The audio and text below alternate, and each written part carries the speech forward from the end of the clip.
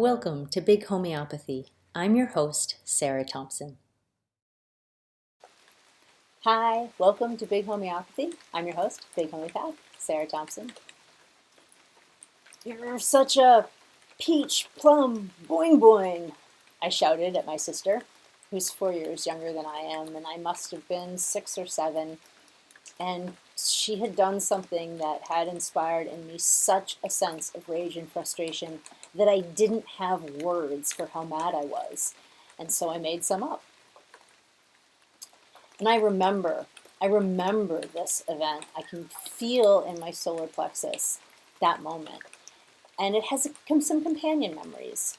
My mother's been cleaning out the attic and she found some old journals from grade school that were clearly written under mandate because every page says, "I'm bored," in capital letters.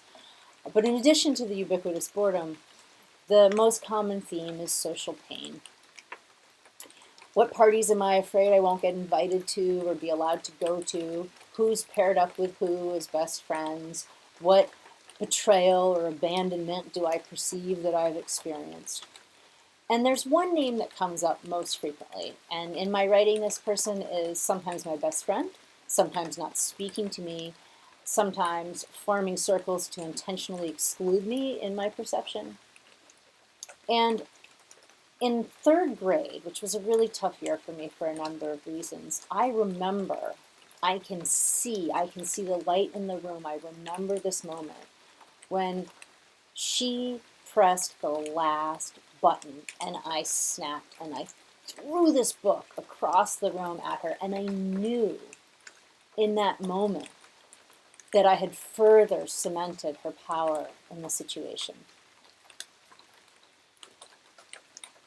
At 23, in my first job out of college, my first real job, I'd been working about 2 years at this company under this arrogant, wheedling, brown-nosing dickhead.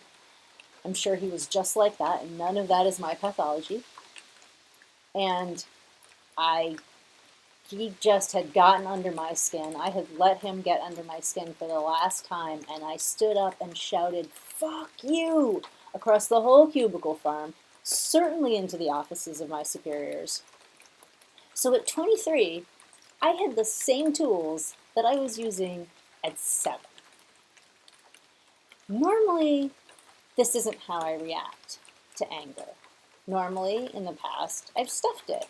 I have turned it into depression. I have turned it into anxiety. But there's one more memory that I have that's more recent. I was on a committee with someone with whom I was wholly incompatible. And instead of doing the right thing, which would have been to acknowledge that and remove myself from the situation responsibly, I was pig-headedly staying in the dysfunction and the drama. To be right? To be justified? I don't know. But I was staying in it, and it was building. And there was this one conference call where I felt once again this moment where my contributions were being ignored and preemptively sidelined without consideration because they came from me. And I said, "You don't listen." I said it just like that. I did not yell, but I said it with such a force of fury that she recoiled, and all of her allies on the committee immediately rushed to her side to condemn the attack. And at the time, my reaction was that this was another part of the story of them being crazy and wrong and me being the victim. They were right, because I lost my cool. And I lost my cool because I got ambushed by my anger.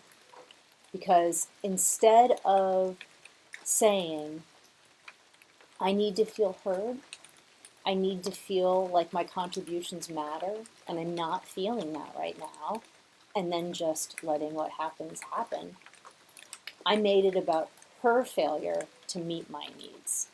And that's not her responsibility. I got ambushed by the anger because I hadn't taken the time to process the hurt and the frustration and the sense of invisibility. Not then, not ever. If it's the ego that chooses to stay in the pain and the suffering because it's at least familiar, then humility is the answer, and it should seem like the simplest thing to just dodge a blow instead of returning it. But we feel puffed up and righteous when we think someone has struck us without provocation and given us a justification for unleashing this coiled serpent that wishes to strike. And that display can be so visceral and vivid and powerful that we get a positive reward from people. And it can create a cycle of seeing that as an appropriate expression of anger. But humility is recognizing that I'm the one who throws the blow. I'm the one who hasn't dealt with the hurt, who hasn't dealt with the suffering. And it's not about who's right. It's about how I want to live with pain. Humility and humiliation can feel very close together. Because to express to someone who's the vector of your hurt that you're hurting is to prostrate yourself before them. And that might be the position of power and grace, but it sure as hell doesn't feel like it in the moment. And sometimes there are situations where you do just have to remove yourself. But you get to choose. I get to choose whether a blow is struck, whether I strike myself. Right now, I'm just naming the pain. I heard Tara Brach lead an audience through an exercise of going into a moment where they had reacted in anger and identifying the unmet needs and working on getting better, developing the practice. She's not pretending it's never going to happen. But how do you learn to cultivate that and not get ambushed by the anger? Right now, I just start with naming the need to myself. And then I can get to the point of naming the need to the other person. And eventually I'll get to the point of revisiting the old wounds and naming the old needs. But it hurts, and it's hard, and it doesn't feel like what I thought self-ownership and autonomy were going to feel like. But I'm learning that autonomy is not isolation. And there's a passage through homeopathy, through coaching, through illness and suffering. It's hard work, but it's worth it. I'm getting there. It's big homeopathy, and it's going to be huge. I'll see you next week.